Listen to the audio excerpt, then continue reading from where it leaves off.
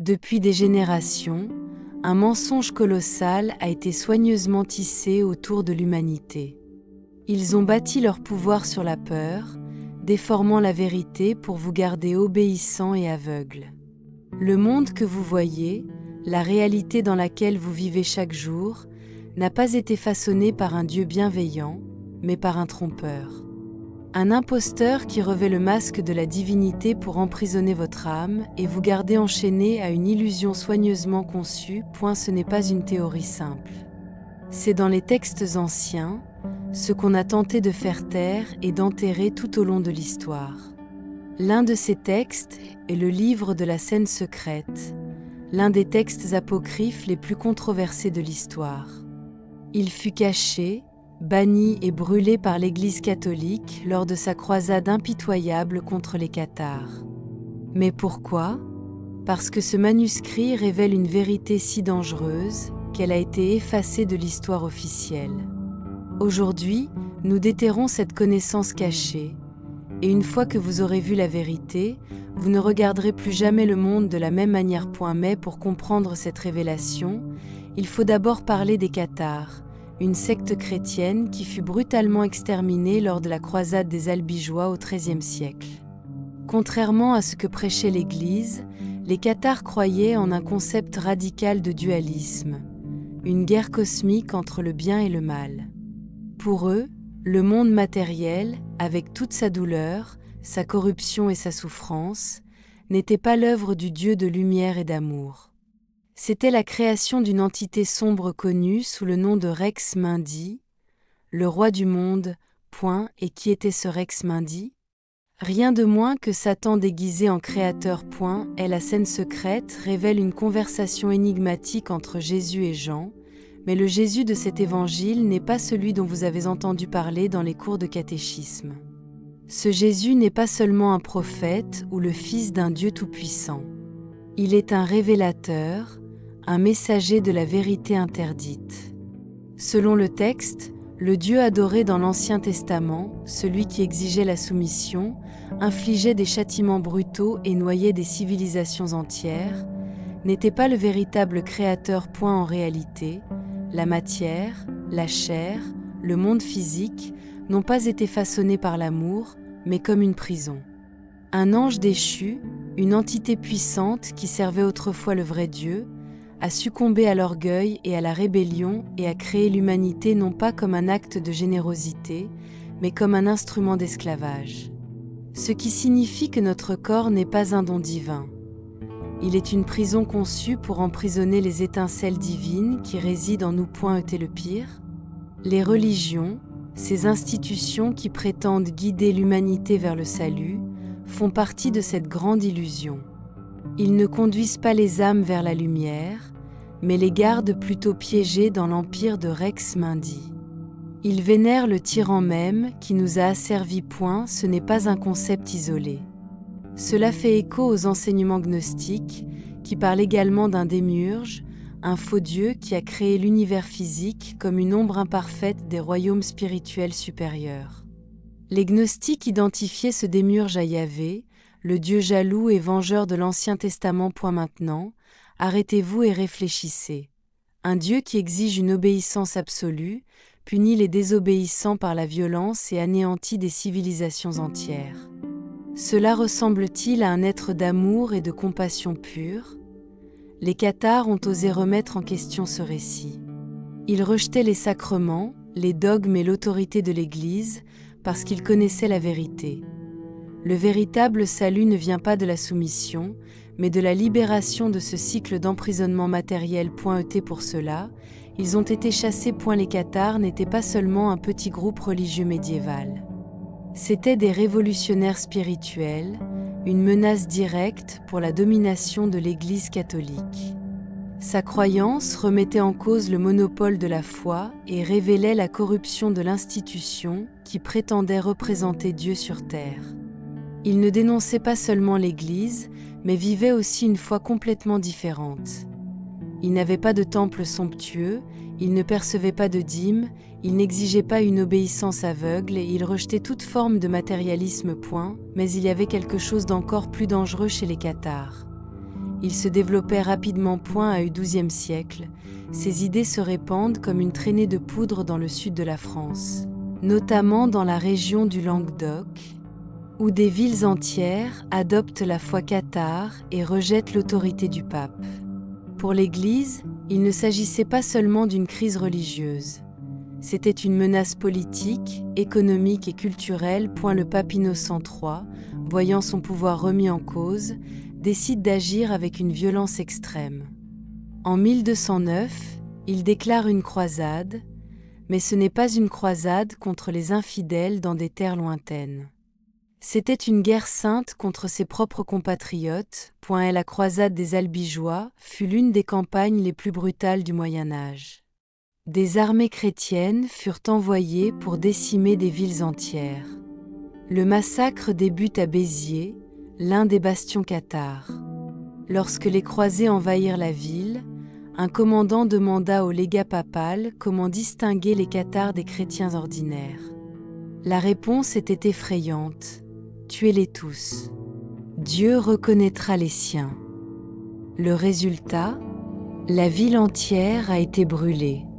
Hommes, femmes et enfants ont été massacrés. 20 000 morts en une seule journée. Ce n'était que le début. Les armées papales dévastent le sud de la France, détruisant toute trace des cathares. Des villes entières furent incendiées, leurs habitants pendus ou brûlés vifs. Mais même face à cette horreur, les cathares ne se rendirent pas. Ils se cachèrent dans des forteresses des Pyrénées, déterminés à préserver leur foi secrète. La dernière résistance des cathares eut lieu à Montségur, un château impénétrable perché sur une falaise. Pendant 10 mois, les cathares résistèrent au siège des troupes papales. Mais en 1244, la forteresse tombe. Ce qui s'est passé ensuite était l'un des actes les plus cruels de l'Inquisition. Plus de 200 cathares refusèrent de renier leur foi. Ils ont été emmenés vers un immense feu de joie et brûlés vifs. Mais il semblerait qu'ils aient chanté jusqu'au dernier moment, refusant de crier de douleur. L'Église pensait qu'en exterminant les cathares, elle avait effacé leur message à jamais. Mais la vérité a une étrange façon de survivre. Les enseignements cathares, leurs croyances et leur recherche d'une véritable libération spirituelle n'ont jamais été complètement effacés. Ils sont restés dans l'ombre, dans des textes interdits, dans des enseignements gnostiques et dans des secrets enfouis par l'histoire officielle. Mais aujourd'hui, cette vérité est redécouverte. La destruction des cathares n'était pas seulement une guerre contre un groupe religieux, c'était une guerre contre la connaissance. Ce qui était en jeu n'était pas seulement le pouvoir de l'Église catholique, mais la vérité sur la nature même de la réalité. Les cathares croyaient en un dualisme radical. Une bataille cosmique entre le bien et le mal, entre le véritable Dieu de la lumière et Rex Mundi, le roi du monde. Mais qui était ce Rex Mundi? Nul autre que le démiurge lui-même, un faux Dieu qui a créé le monde matériel pour emprisonner les âmes humaines. Cette idée n'était pas exclusive aux cathares. Les gnostiques avaient déjà enseigné quelque chose de similaire des siècles auparavant, et leurs écritures interdites apportent des révélations qui remettent en question tout ce qu'enseigne la religion officielle. Selon ces textes, le Dieu vénéré par la plupart des religions n'est pas le véritable créateur, mais plutôt un imposteur. Dans les manuscrits gnostiques découverts à Nag Hammadi en Égypte, un document appelé l'Apocryphe de Jean décrit l'histoire de l'univers d'une manière choquante. Au commencement, il n'y avait que la plénitude, la source divine infinie d'où tout émanait.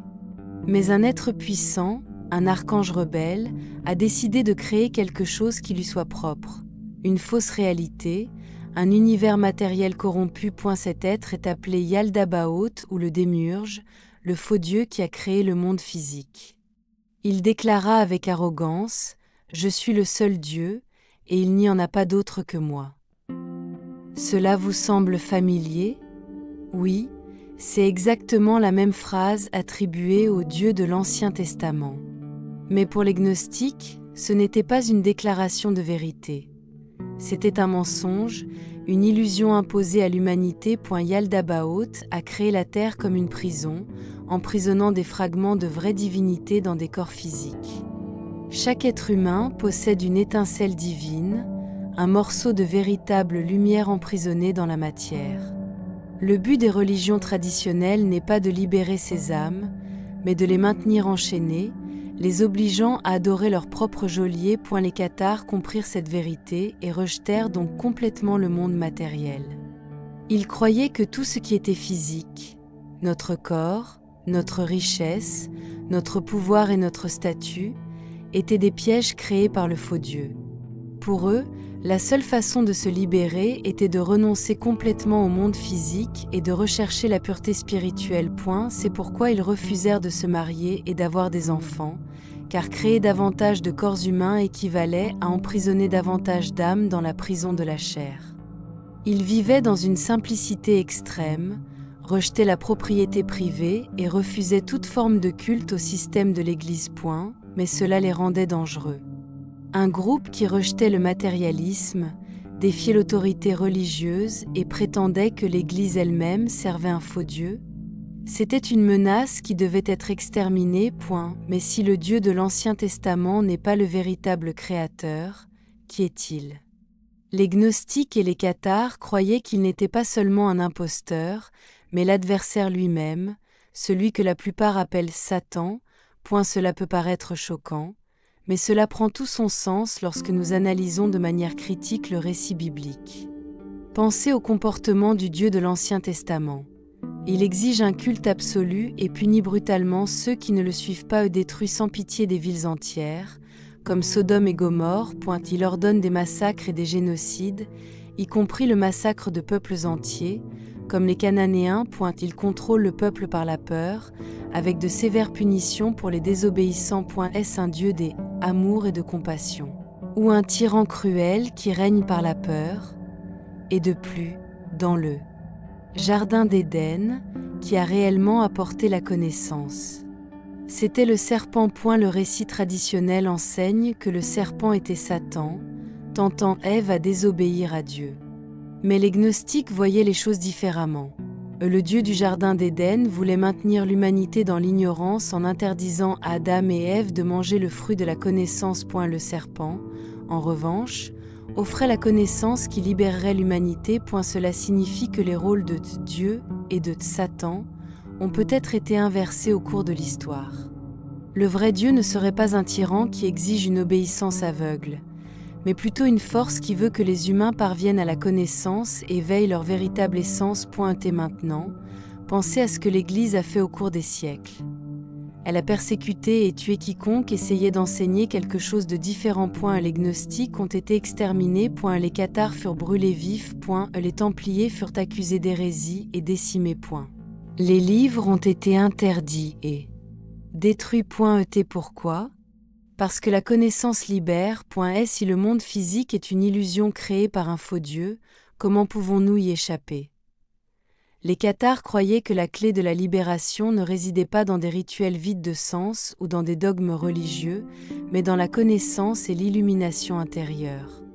Ce concept se retrouve également dans les enseignements gnostiques et les philosophies occultes. Mais l'élite qui dirige le monde ne veut pas que vous le découvriez. Ainsi, toutes ces idées ont été diabolisées, déformées, oubliées. La religion traditionnelle enseigne que vous devez obéir aveuglément et accepter votre condition. La science matérialiste dit que vous n'êtes qu'un amas d'atomes sans but. Le système social veut que vous travailliez, consommiez et obéissiez sans poser de questions. Mais la vérité est que vous n'êtes pas un esclave. Vous avez une étincelle divine en vous, et c'est votre droit de l'éveiller. Les cathares le savaient. Les gnostiques le savaient. Et ceux qui contrôlent le monde le savent aussi. La question est, êtes-vous prêt à voir la vérité ?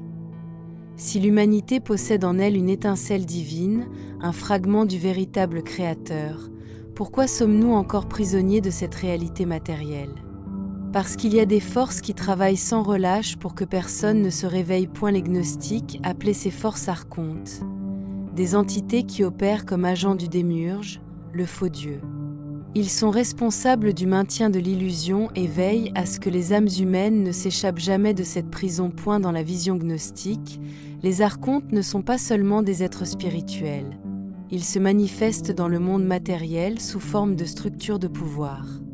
Cela signifie que toutes les institutions qui gouvernent la société peuvent être, consciemment ou non, au service du démiurge. Pensée Y. Religion organisée maintient les gens obéissants en les convainquant que le salut vient par la soumission et la peur. Les gouvernements et les États établissent des hiérarchies et des contrôles, punissant ceux qui tentent de quitter le système. Les médias et le divertissement, ils distraient les masses, en veillant à ce qu'elles ne remettent jamais en question la réalité qui leur a été imposée. Le système financier maintient l'humanité esclave de l'argent, toujours à la poursuite de quelque chose qui ne sera jamais suffisant. Ce contrôle n'est pas un accident. C'est une structure soigneusement conçue pour vous garder endormi. Les cathares comprirent ce piège et rejetèrent complètement le monde matériel. Ils ne voyaient pas la société comme quelque chose à réformer, mais comme quelque chose à abandonner. Pour eux, le seul moyen de s'échapper était de briser toutes les chaînes imposées par le démiurge. D'une certaine manière, c'est exactement ce que le système ne veut pas que vous fassiez. Pourquoi pensez-vous que ceux qui défient l'ordre établi sont ridiculisés, persécutés ou réduits au silence? Ceux qui remettent en question la religion sont appelés hérétiques. Ceux qui défient les gouvernements sont appelés rebelles. Ceux qui parlent de conspiration sont appelés des fous. Mais la vérité est que l'histoire entière de l'humanité est l'histoire d'un grand mensonge, et de quelques-uns qui ont tenté de le révéler. Peu de personnages suscitent autant de controverses que Baphomet, l'entité emblématique à tête de chèvre souvent associée à l'occultisme et au satanisme. Mais ce que la plupart des gens ne savent pas, c'est que Baphomet ne représente pas le mal. Créé par l'occultiste français Eliphas Lévy, le symbole de Baphomet n'était pas une icône satanique, mais plutôt un archétype de connaissance et d'illumination. Regardez les éléments de cette figure. Une main pointée vers le haut et l'autre vers le bas représente le principe hermétique de « comme en haut, ainsi en bas », c'est-à-dire l'équilibre entre le physique et le spirituel. La dualité du masculin et du féminin indique que la vraie sagesse vient de l'unification des opposés. La torche entre les cornes symbolise la lumière de la connaissance qui libère de l'ignorance. L'étoile à 5 branches, un ancien symbole de la sagesse et du pouvoir de l'esprit humain. Alors pourquoi Baphomet a-t-il été diabolisé? Parce que cela représente quelque chose de dangereux pour ceux qui veulent vous maintenir soumis. L'éveil de la conscience. L'élite craint que les gens découvrent qu'ils n'ont pas besoin de religion, de gouvernement ou de dogme pour se libérer. Comme le savaient déjà les cathares, les gnostiques et les grands penseurs interdits de l'histoire, la seule véritable illumination vient de l'intérieur. Et c'est pourquoi des symboles comme Baphomet, la connaissance gnostique et les textes interdits ont été systématiquement éliminés. Que se passerait-il si les gens comprenaient que la divinité est en eux et non dans des institutions extérieures? C'est la plus grande peur de ceux qui contrôlent le monde.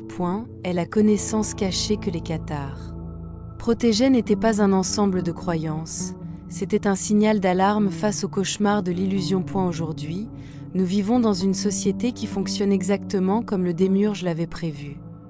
Un monde où le matérialisme est la seule vérité acceptée. Là où remettre en question le système fait de vous une cible de persécution. Là où les médias dictent ce que vous devez penser, ressentir et croire. Là où la plupart des gens sont tellement distraits qu'ils ne se demandent jamais pourquoi les choses sont comme elles sont.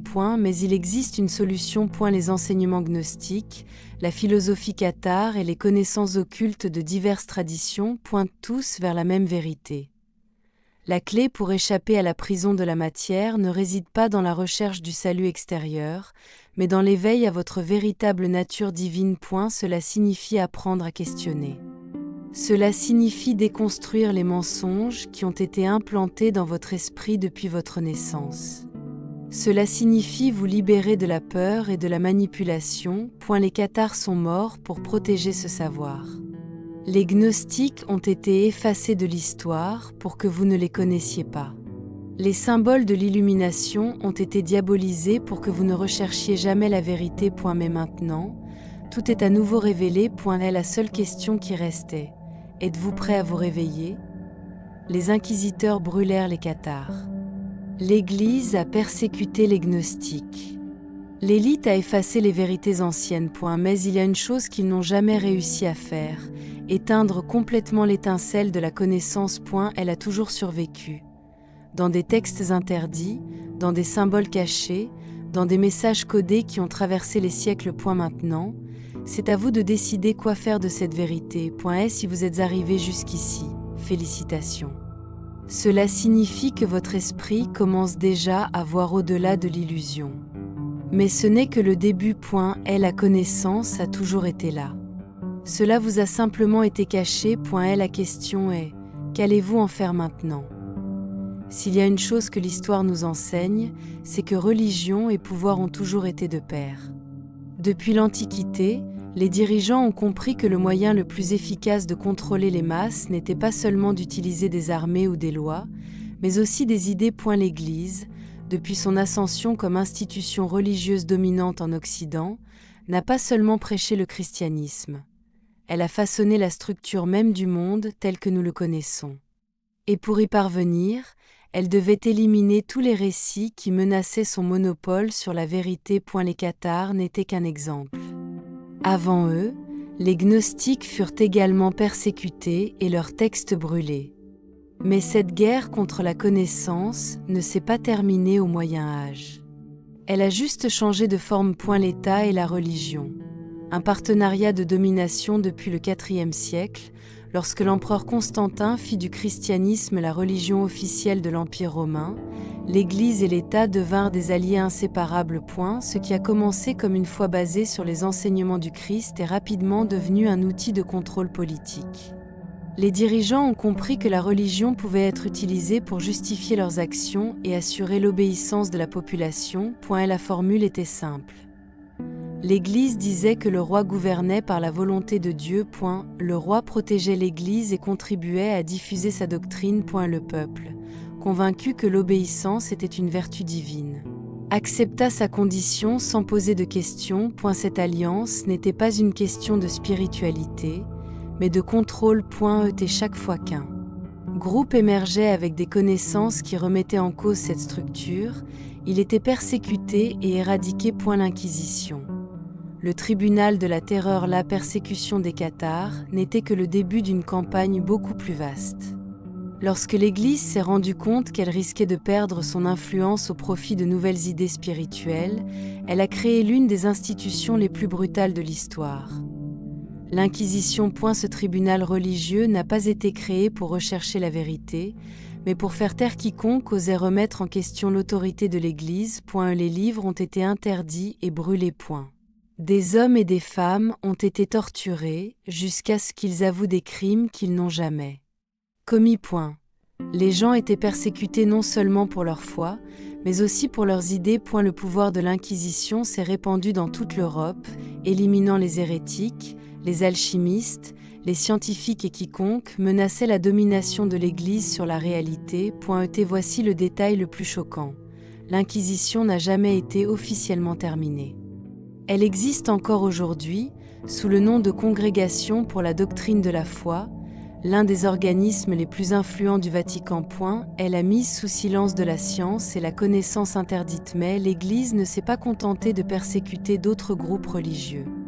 Elle a également étouffé les avancées scientifiques qui menaçaient son récit.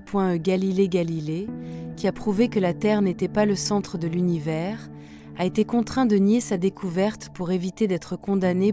Giordano Bruno, qui parlait d'univers infini et de réalités multiples, a été brûlé vif. L'œuvre de Nicolas Copernic, dont le modèle héliocentrique contredisait la Bible, a été censurée pendant des siècles. La vérité a toujours été une menace pour le pouvoir de ceux qui veulent maintenir l'humanité dans l'ignorance. Et la chose la plus effrayante, cette manipulation des connaissances se produit encore aujourd'hui. Le contrôle de l'information à l'ère moderne a accent grave l'époque moderne. L'alliance entre la religion et l'État n'a pas disparu. Elle s'est simplement adaptée. Aujourd'hui, la censure et la manipulation ne sont plus seulement le fait des inquisiteurs, mais celui des systèmes mêmes qui gouvernent nos vies. Les médias, l'éducation et même la science traditionnelle sont contrôlés de manière à limiter ce que nous pouvons savoir. Pensée Y. Les grandes entreprises contrôlent les médias, garantissant que seuls certains récits sont diffusés. Les livres qui remettent en question les croyances établies sont souvent discrédités ou ignorés. Les recherches scientifiques qui pourraient changer notre vision de la réalité sont réduites au silence ou ridiculisées. L'idée même de remettre en question le système a été transformée en quelque chose de négatif. Quiconque conteste les versions officielles des faits est qualifié de théoricien du complot, de fou ou de radical. Ce n'est pas une coïncidence. C'est à quoi les cathares ont été confrontés au XIIIe siècle et la même chose à laquelle tout chercheur de vérité est confronté aujourd'hui. Un système conçu pour empêcher l'humanité de s'éveiller. Pourquoi veulent-ils vous faire dormir? Si tout cela vous semble extrême, demandez-vous, pourquoi tant d'efforts pour cacher certaines connaissances? Si les enseignements gnostiques, les textes cathares et les idées occultes n'étaient que des mythes sans valeur, pourquoi tant de forces ont-elles passé des siècles à essayer de les détruire? La réponse est simple. Parce que la vérité donne le pouvoir. Si les gens découvraient que la divinité n'est pas dans les temples ou les églises, mais en eux-mêmes. Si seulement ils comprenaient qu'ils n'avaient pas besoin de se conformer à des systèmes corrompus pour trouver l'illumination. S'ils comprenaient qu'ils pouvaient créer leur propre réalité au lieu d'accepter celle qui leur est imposée, le contrôle s'effondrerait. Et c'est précisément ce que craignent le plus ceux qui sont au pouvoir. Est la persécution des cathares, la destruction des gnostiques, la censure de la science et la manipulation moderne font toutes partie du même jeu aujourd'hui. La bataille ne se déroule plus sur les champs de bataille ou dans les feux de l'Inquisition. Elle se déroule dans l'esprit des gens. Ils veulent que vous croyez que vous savez déjà tout ce que vous devez savoir. Ne remettez jamais en question le système. Ne faites confiance qu'aux versions officielles de la réalité. Croire que la vérité est quelque chose d'inatteignable ou d'insignifiant. Mais l'histoire nous enseigne quelque chose de différent. Plus ils essaient de cacher quelque chose, plus cela doit être puissant.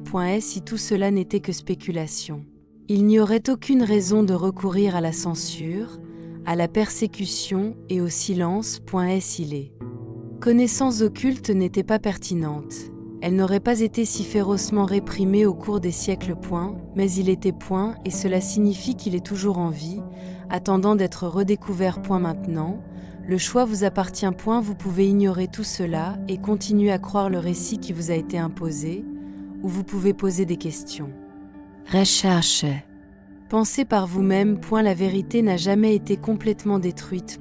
Elle vient d'être enterrée, attendant ceux qui osent la déterrer. L'humanité a toujours vécu sous domination. Autrefois, le contrôle était explicite. Les rois, les papes et les empereurs utilisaient des épées, des feux de joie et des armées pour s'assurer que personne ne contestait leur pouvoir. Mais les temps ont changé.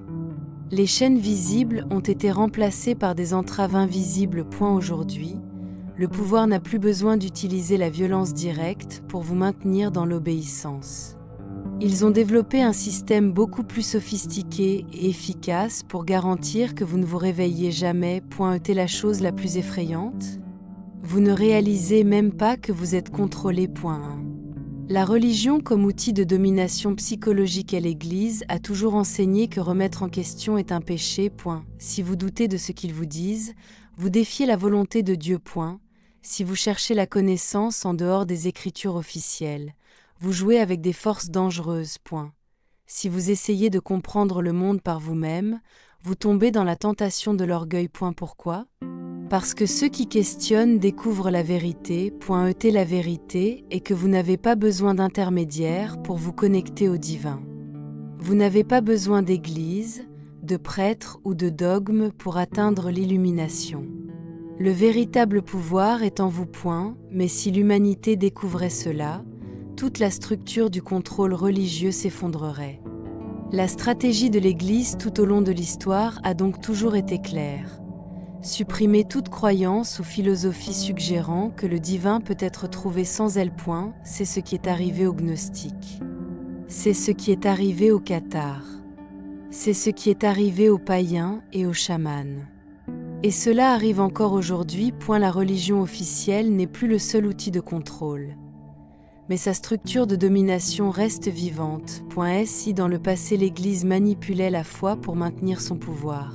Aujourd'hui, les gouvernements utilisent la politique pour diviser et contrôler les masses. L'illusion de la démocratie est l'un des plus grands stratagèmes jamais inventés. Ils nous font croire que nous avons la liberté de choisir nos dirigeants et d'influencer notre destin. Mais la vérité est que le système a déjà été conçu pour garantir que, quel que soit le vainqueur, le pouvoir réel ne change jamais de main. Le jeu politique n'est pas une question d'idéologie, mais de distraction. La polarisation politique pousse les gens à se battre entre eux, sans qu'ils réalisent que le véritable ennemi est le système lui-même. Les médias encouragent les divisions pour empêcher les gens de voir ce qui compte vraiment. Tandis que la population est occupée à se battre. Pour des partis, des candidats et des idéologies, les véritables propriétaires du monde continuent de régner sans se faire remarquer. La guerre entre cathares et catholiques était exactement cela. Un groupe voulant maintenir le pouvoir et l'autre essayant de libérer l'humanité. La même chose se produit aujourd'hui, mais à l'échelle mondiale. À l'époque de l'Inquisition, la vérité était effacée en brûlant les livres et en tuant ceux qui l'enseignaient. Aujourd'hui, la méthode est plus subtile, mais tout aussi efficace. Les médias définissent ce qui est réel et ce qui est une théorie du complot. Les réseaux sociaux censurent le contenu qui remet en cause le discours officiel. L'éducation enseigne des versions contrôlées de l'histoire, cachant tout ce qui pourrait soulever des questions. Si quelqu'un essayait de révéler quelque chose qui va au-delà du récit, ils n'ont plus besoin de tuer, juste de ridiculiser. Ils l'appellent fou. Ils l'appellent un fanatique. Ils appellent cela des fake news. La conséquence, les gens ne posent plus de questions.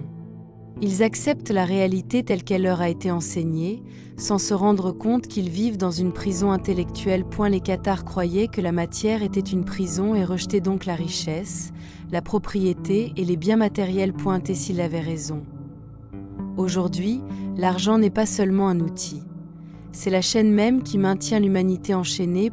La plupart des gens travaillent toute leur vie pour rembourser des dettes qui ne finissent jamais. Le système éducatif ne vous apprend pas à échapper à ce piège. Il vous apprend à vous y conformer. Le consumérisme est encouragé de telle sorte que les gens courent toujours après quelque chose, sans avoir le temps de s'interroger sur le monde qui les entoure. Et autrefois la domination se faisait par la force et la religion. Aujourd'hui elle est financière. Nous n'avons plus besoin d'esclaves enchaînés, car les gens deviennent des esclaves consentants de l'argent. Les cathares ont lutté contre ce système. Les gnostiques ont tenté de révéler la vérité. Les philosophes et les mystiques de l'Antiquité ont laissé des indices à ceux qui osaient chercher. Maintenant, c'est à vous de décider si vous allez continuer à suivre l'illusion ou commencer à voir la réalité. Remettez tout en question. Rien ne doit être accepté sans poser de questions. Ni religion, ni science officielle, ni histoire. La vraie connaissance vient du doute. 2. Rejetez la polarisation.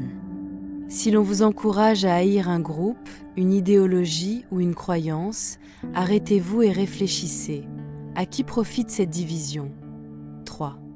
Contrôlez votre propre esprit. La télévision, Internet et les médias sociaux sont des armes de manipulation psychologique. Apprenez à filtrer les informations et à ne jamais accepter une seule version de la vérité. 4. Cherchez la connaissance cachée. Les livres interdits, les textes oubliés, les enseignements effacés de l'histoire, c'est là que se trouve la vérité. 5. Croyez au pouvoir qui est en vous. Le plus gros mensonge que le système vous dit est de vous faire croire que vous êtes impuissant. Mais la vérité est tout le contraire. Vous avez un pouvoir immense, et l'éveil commence au moment où vous le reconnaissez. Et la conspiration entre l'Église et l'État n'est pas terminée. Elle a juste changé de forme. Le même système qui a brûlé les cathares et les gnostiques brûle maintenant les idées. La même manipulation qui a donné naissance à l'Inquisition contrôle aujourd'hui les médias et la politique. La même illusion qui a trompé des milliards de personnes règne toujours sur le monde. Mais maintenant, tu sais, et la question est, que ferez-vous de cette vérité? Maintenant que nous comprenons comment la vérité a été cachée, explorons comment la science moderne commence peut-être à prouver ce que les cathares savaient déjà. La réalité est-elle une illusion? La physique quantique confirme-t-elle le concept gnostique du démiurge? Existe-t-il un moyen d'échapper à la simulation? Tout au long de l'histoire, tout ce qui remettait en cause le pouvoir établi était persécuté. Les cathares furent brûlés. Les gnostiques furent effacés. Les philosophes qui osèrent remettre en question la réalité furent réduits au silence. Mais nous voici, des siècles plus tard, à remettre ces vérités en lumière. Cela nous enseigne quelque chose de fondamental.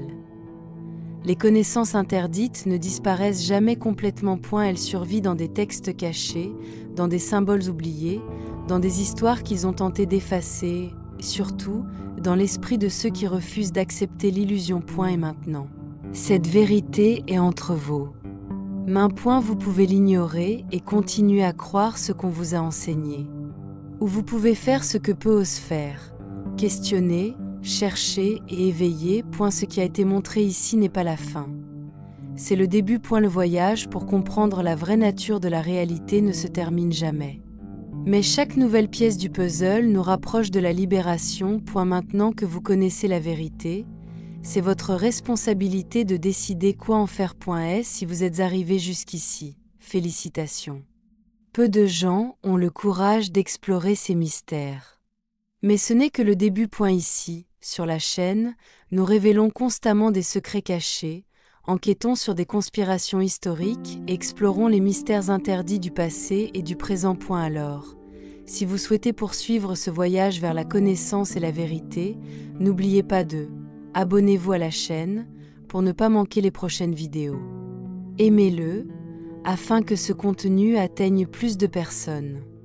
Donnez votre avis en commentaire, car votre opinion sur ce sujet compte. La vérité a peut-être été cachée, mais ensemble, nous pouvons la faire revenir. On se retrouve dans la prochaine vidéo. À la prochaine.